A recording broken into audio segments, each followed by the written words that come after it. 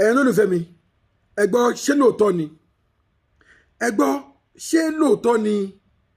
gọ́fúnà Babájídé Sanwó-Olú wọ́n ní wọ́n ti ṣetán láti join ní Justice for Mohbad wọ́n ní wọ́n ṣetán láti bá wa wá Justice for Mohbad ẹ̀yin olólùfẹ́ mi ẹ gbọ́ ṣé lóòótọ́ ni torí èmi gẹ́gẹ́ bí ẹnìkan èmi ò gbàgbọ́ ẹ wò ẹ̀yin olólùfẹ́ mi ẹ má sọ pé mi ò kí ń gbà tí mo wọlé bí ọ̀rọ̀ yẹn ṣe ká mi lára òun ló fà á tí mi ò ṣe rántí kí ẹ̀yin olólùfẹ́ mi ẹ má bínú sí mi ẹ jọ̀ọ́ ẹ ṣàforíjì fún mi ẹ jọ̀ọ́ mo kí gbogbo ẹ̀yin olólùfẹ́ mi mo kí gbogbo ẹ̀yin ẹni bí ọkàn mi mo kí gbogbo ẹ̀yin tẹ́ ń patronize mi lórí ìkànnì yìí mo kí gbogbo yín ṣé àlàáfíà ni mo bá gbogbo yín ọ̀dẹ̀ òdùn bí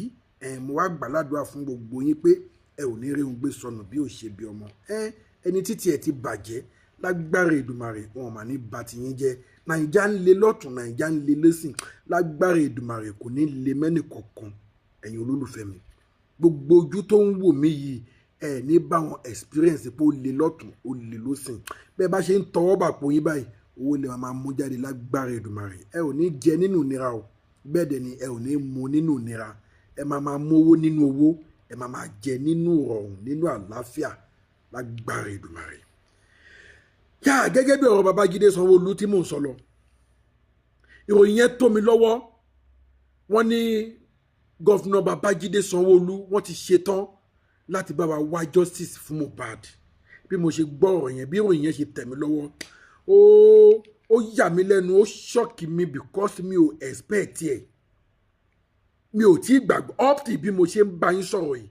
mi ò tí ì gbàgbọ́ but mi ò lè gbọ́ irú ìròyìn bẹ́ẹ̀ kí n má wàá fi tó ẹ̀yin lólùfẹ́ mi létí ó wá ṣeé ṣe kí ẹ̀yin kan ti gbọ́ o ó ṣeé ṣe kẹ́yin kan ti gbọ́ but fún àǹfààní àwọn tí wọn ò tí ì gbọ́ òun náà ni a ṣe gbọ́dọ̀ kọtí ikún sírú ọ̀rọ̀ báyìí mo gbọ́ information yẹn from right source kò ń ṣe bí kan kò ń ṣe bí méjì kódà ó tó bí mẹ́rin tí mo ti gbọ́ but still is I'm still doubting I'm still wondering why now tí Babájídé Sanwó-Olú tó ṣe wá fẹ́ dá sí why now ibi tí èmi ti ní question sí answer yẹn nìyẹn why now ọ̀rọ̀ justice for Mohbad ó ti lé lọ́dún kan báyìí ó ti ń lọ sí 2 years báyìí tá a ti ń drag yẹ Babájídé Sanwó-Olú our governor excellence sir wọn ò lè sọ pé àwọn ò gbọ́ ìdí tí wọn ò tiẹ̀ ṣe lè deny pé àwọn ò gbọ́ òun ni pé ẹ rántí pé wọ́n ti sọ nígbà kan nígbà tí wọ́n interview wọn lórí ọ̀rọ̀ justice for Mohbad ẹ gbọ́ èsì tán fún ẹni tó interview wọn lọ́jọ́ pé ṣé Mohbad nìkan ló máa kọ́kọ́ kú ni ẹni pé ọ̀rọ̀ yẹn dùn àwọn ọmọ Nàìjíríà gan bó tiẹ̀ ti lè jẹ́ wípé kò sí agbára kankan tá a lè sà fún wọn gbà yẹn but àwọn náà rí wípé true to the comment àwọn èèyàn fi èhónú hàn gan lórí ọ̀rọ̀ yẹn gan tó yẹ pé ó máa fi hàn fún ṣé bọ́ ọmọ Yorùbá náà wọn náà ọmọ Yorùbá ni wọ́n náà tó máa fi hàn wípé kíní yìí ó dùn àwọn èèyàn èsì ọ̀rọ̀ yìí ó dùn àwọn èèyàn pé even if nǹkan kó tẹ̀ jẹ́ pé ojoojúmọ́ nìyẹn ń jáde láyé kò ń ṣe bó ṣe yẹ kẹ́ ẹ present ẹ nìyẹn as the whole #1 citizen of Lagos State wọ́n believe pé kò yẹ kí gọ́fìnà wa kó present ọ̀rọ̀ yẹn bẹ́ẹ̀ yẹn ń gbà yẹn tó ti fi hàn wípé wọ́n ti wà aware pẹ̀lú ọ̀rọ̀ yẹn ẹ wá wo gbogbo calamity tá ti ń rí lórí ọ̀rọ̀ yìí gbogbo blockage tá ti ń rí lórí ọ̀rọ̀ yìí bàbá gọ́fìnà wọn ò jáde ńgbà yẹn o wọn ò support wa ńgbà yẹn o but nǹkan kan tí wọ́n ṣe tó tún sì dùn mẹ́mi nú àwọn náà jẹ́ kí justice for Mohbad kó sì máa lọ because tí wọn bá ní kán lọ hú òkú yẹn jáde ńgbà yẹn ó ṣeé ṣe kí gbogbo ọ̀rọ̀ yìí ti die down but ẹlẹ́dàá Mohbad tó fẹ́ gba justice òun náà ló ní kó tọ̀ṣe ọkàn wa bàbá wa ńgbà yẹn tó fi ní kán lọ gbé òkú yẹn jáde in the hope pé wọ́n máa bá wa wá justice yẹn faster that time but to be surprised òkú náà kàn hú jáde tán ní kán lọ gbé sínú morgue wọn ò dẹ̀ ṣe nǹkan kan mọ́ lórí ẹ̀ ọ̀ bóyá ńgbà tó ń dẹ̀ ti mọ àwọn tí ajere ọ̀rọ̀ yẹn ṣí mọ́ lórí ni wọ́n ṣe fẹ́ ṣe nǹkan mọ́ lórí ẹ̀. I don't know tọ́rọ̀ yẹn ó sì ń surprise mi gẹ́gẹ́ bí ẹnìkan, ó sì ń surprise mi. Ẹ̀yin lólùfẹ́ mi, ẹ jọ̀ọ́ mo bẹ̀ yín ni bí mo ṣe máa ń bẹ̀ yín, ẹ jọ̀ọ́ èmi ọmọ yín náà ni, èmi náà ni mo tó yín bẹ̀. Ẹ jọ̀ọ́ ẹ bá mi share fídíò yìí fún àǹfààní àwọn tí wọ́n ti gbọ́ nǹkan tó ń ṣẹlẹ̀. Ẹ bá mi share fídíò. Ẹ̀yin tẹ́ ẹ ti subscribe, ó yá kí lẹ̀ ń dúró ṣe. Ẹ wo báwọn èèyàn ṣe ń subscribe left and right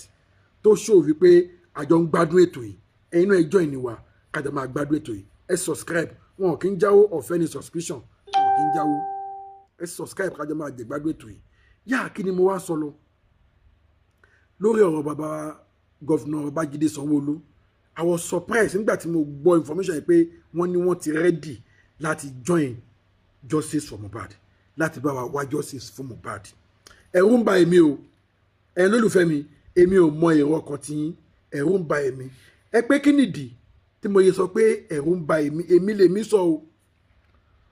Kó má jẹ́ pé lórí press conference tí Mr. Yomi Fabiyi ṣe lánàá,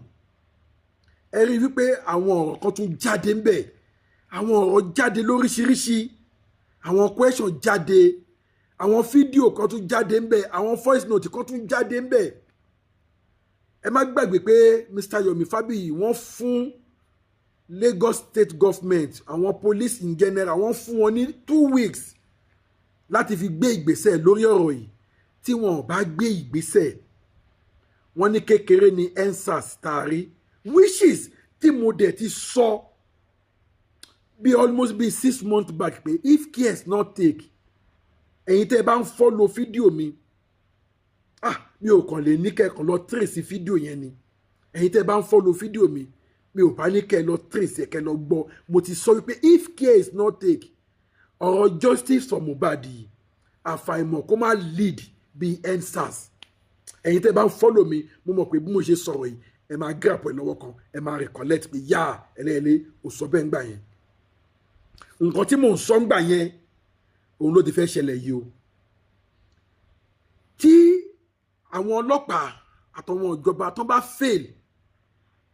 àfàìmọ̀ kó má jẹ́ wípé wọ́ọ̀ yẹn máa ṣẹlẹ̀ o. Wọ́n ló dẹ̀ máa le ju EndSARS lọ. Bóyá yẹn ni bàbá wa Governor Babájídé Sanwó-Olú tí wọ́n gbọ́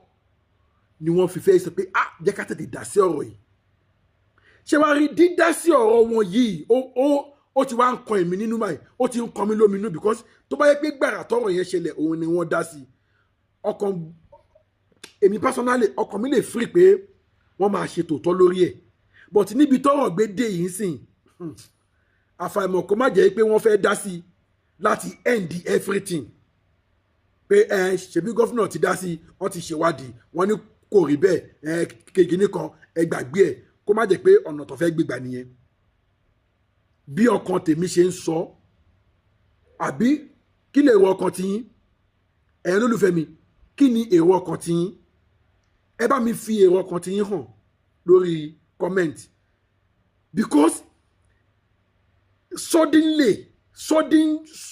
changing of mind láti sọ pé wọ́n fẹ́ join ní justice for Mohbad yìí ó fún èmi lára. Kó má jẹ́ pé àwọn ògbìmọ̀ iná tó pé bàbá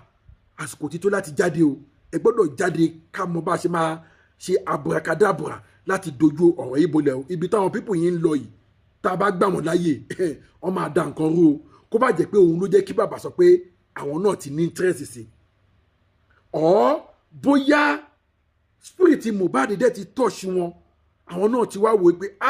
ọmọ yìí deserve justice lóòótọ́. Bóyá torí ẹ̀ ni wọ́n ṣe wá jáde.